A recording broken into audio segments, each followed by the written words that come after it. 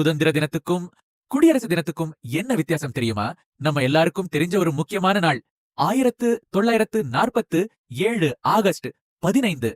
அந்த நாள்ல தான் பிரிட்டிஷ் ஆட்சி இந்தியாவை விட்டு வெளியேறி நம்ம இந்தியாவுக்கு இண்டிபெண்டன்ஸ் கிடைச்சது.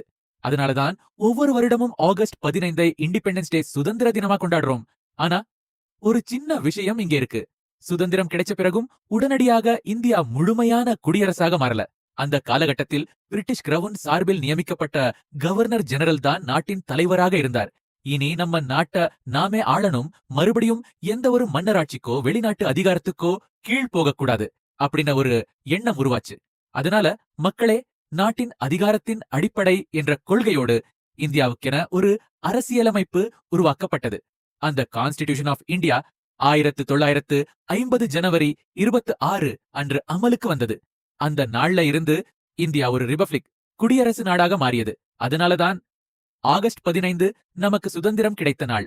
ஜனவரி 26 நம்மை நாமே ஆளும் குடியரசாக மாறிய நாள். ரெண்டுமே நம்ம நாட்டோட வரலாற்றில் மிக முக்கியமான நாட்கள். சுதந்திரம் நமக்கு நாட்டை கொடுத்தது, குடியரசு நமக்கு அந்த நாட்டை நாமே ஆளும் உரிமையை கொடுத்தது. இதுதான் இண்டிபெண்டன்ஸ் டேக்கும் ரிபப்ளிக் டேக்கும் உள்ள முக்கியமான வித்தியாசம்.